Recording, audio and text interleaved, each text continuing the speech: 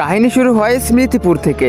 বাইরে থেকে দেখবে তো বাস, সুন্দর গ্রাম, ছোট্ট গলি, দরজা ছাড়া ঘর আর সাধারণ মানুষ। অদ্ভুত কিছু বলতে না কারো খেতে না কারো ঘরে, বাস ঠিক গ্রামের মাঝখানে জঙ্গল দিয়ে ঢাকা এক পুরনো অভিশপ্ত চেয়ার। গ্রামের লোকেরা এটা বিশ্বাস করতো যে এই চেয়ারে বসে নাকি নিজের পূর্বপুরুষকে দেখতে পাওয়া যায়। তারা অতীতে কেমন ছিল, কি করত, তারা এটাও বিশ্বাস করতো যে যারা চাইলেও আর এই পৃথিবীতে আসতে পারবে না। আর এটা দেখার জন্য যদি কেউ ভুল করেও এই চেয়ারে একবার বসে পড়তো, হয়তো সে পাগল হয়ে যেত, না হলে তার মৃত্যু খুব তাড়াতাড়ি হয়ে যেত। এই যে দেখার পর গ্রামবাসীরা ওই চেয়ারটিকে গ্রাম থেকে সরানোর অনেক চেষ্টা করে। একবার আগুন লেগে দিয়েছিল, যখনই আগুন নিভে যায় আবারও চেয়ার আগের মতোই ওইখানে দাঁড়িয়ে থাকে। গ্রামবাসীরা অনেকবার সেই চেয়ারটিকে জঙ্গলে ফেলে আসে, কিন্তু বাস যখনই সকাল হয় তারা দেখতে পায় সেই চেয়ারটি আবারও আগের জায়গায় দাঁড়িয়ে আছে। এইটা দেখে পুরো গ্রামবাসী হতাশ হয়ে যায়। তারপর গ্রামবাসীরা এই চেয়ারটিকে গ্রাম থেকে সরানোর আর কোনো চেষ্টা করে না। তারপর গ্রামবাসীরা বুঝতে পারে এটা অভিশপ্ত চেয়ার। তারপর তারা বলে এটা মানুষের জন্য না, এটা অন্য কারোর জন্য। কিন্তু সেই গ্রামেই থাকতো এক ছেলে,